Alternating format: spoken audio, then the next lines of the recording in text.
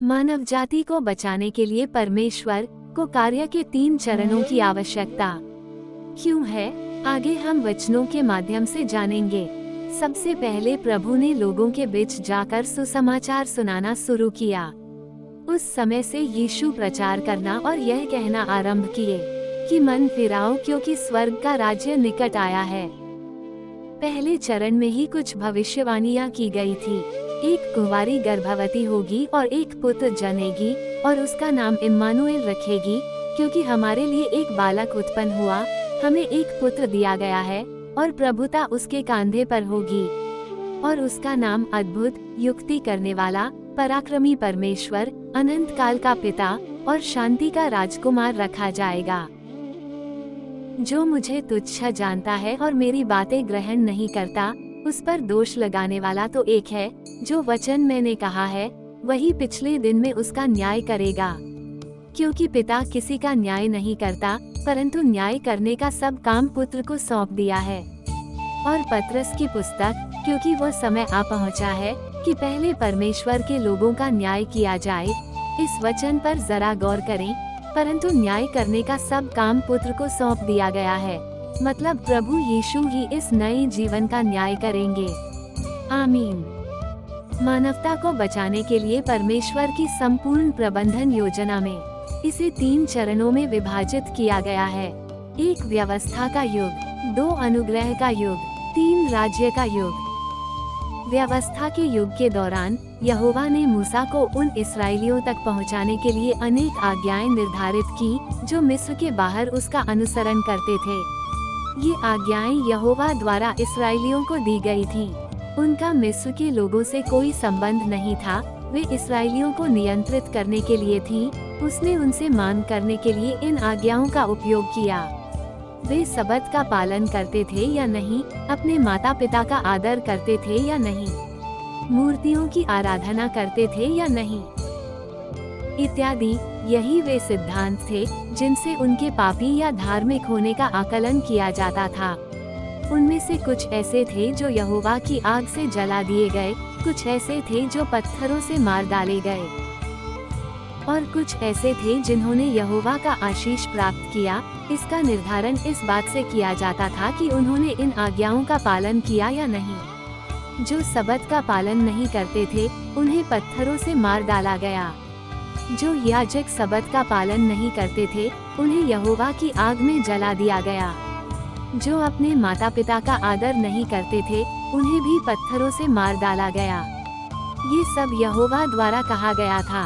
यहोवा ने अपनी आज्ञाओं और व्यवस्थाओं को इसलिए स्थापित किया था ताकि जब वो लोगों के जीवन की अगुवाई करे तो वे उसके वचन सुनकर उनका पालन करें, उसके विरुद्ध विद्रोह न करें। उसने नवजात मानव जाति को नियंत्रण में रखने, अपने भविष्य के कार्य की नींव को बेहतर ढंग से डालने के लिए इन व्यवस्थाओं का उपयोग किया।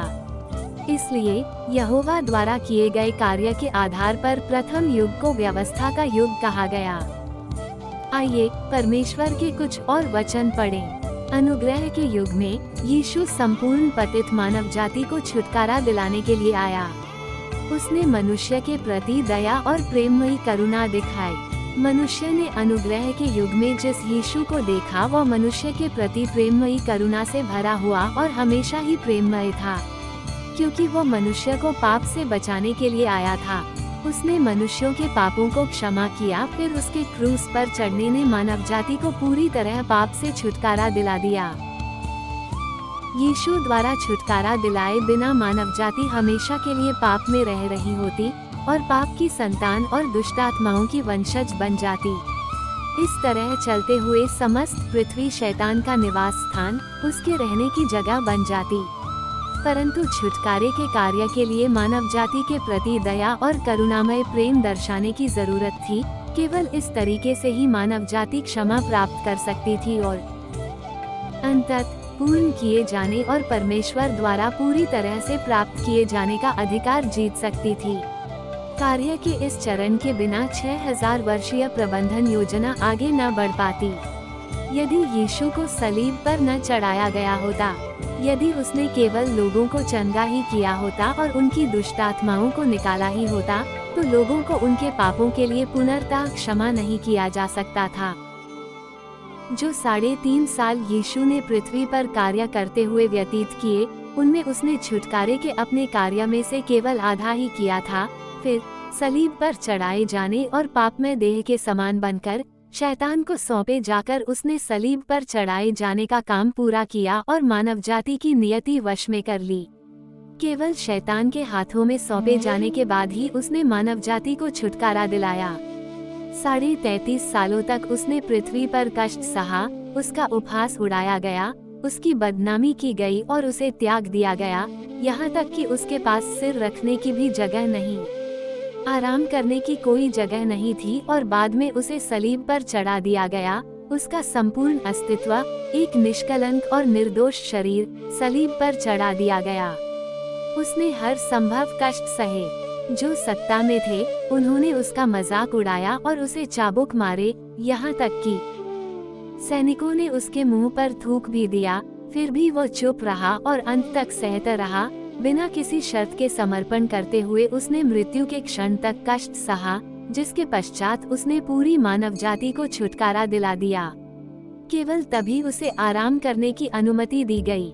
यीशु ने जो कार्य किया वह केवल अनुग्रह के युग का प्रतिनिधित्व करता है, वो व्यवस्था के युग का प्रतिनिधित्व नहीं करता, नहीं वो अंत के दिनों के कार्य की जगह ले सकता है। यही अनुग्रह के युग, दूसरे युग जिससे मानव जाति गुजरी है, छुटकारे के युग में यीशु के कार्य का सार है। जैसा कि प्रभु यीशु ने कहा था, मुझे तुमसे और भी बहुत सी बातें कहनी हैं, परंतु अभी तुम उन्हें सह नहीं सकते। परंतु जब वह अर्थात सत्य का आत्मा आएगा तो वह तुम्हें सब सत्य का मार्ग बताएगा। अपने सत्य के द्वारा उन्हें पवित्र कर, तेरा वचन सत्य है। प्रकाशित वाक्य ने भी भविष्यवाणी की, बड़े शब्द से कहा, परमेश्वर से डरो और उसकी महिमा करो, क्योंकि उसके न्याय करने का समय आ पहुंचा है। पिता परमेश्वर कहते हैं, यद्यपि यीशु ने मनुष्यों के बीच अधिक कार्य किया, फिर भी उसने केवल समस्त मानव जाति की मुक्ति का कार्य पूरा किया और वह मनुष्य की पाप बलि बना। उसने मनुष्य को उसके समस्त भ्रष्ट स्वभाव से छुटकारा नहीं दिलाया। मनुष्य को शैतान के प्रभाव से पूरी तरह से बचाने के लिए यीशु को न केवल पाप बलि बनने और मनुष्य के पाप वहन करने की आवश्यकता थी, बल्कि मनुष्य को उसके शैतान द्वारा भ्रष्ट किए गए स्वभाव से मुक्त करने के लिए परमेश्वर को और भी बड़ा कार्य करने की आवश्यकता थी। और इसलिए अब जबकि मनुष्य को उसके पापों के लिए क्षमा कर दिया गया है, परमेश्वर मनुष्य को नए युग में ले जाने के लिए वापस देह में लौट आया है और उसने ताड़ना एवं न्याय का कार्य आरंभ कर दिया है। ये कार्य मनुष्य को एक उच्चतर क्षेत्र में ले गया है। वे सब जो परमेश्वर के प्रभुत्व के अधीन समर्पण करेंगे, उच्चतर सत्य का आनंद लेंगे और अधिक बड़े आशीष प्राप्त करेंगे। वे वास्तव में ज्योति में निवास करेंगे और सत्य, मार्ग और जीवन प्राप्त करेंगे।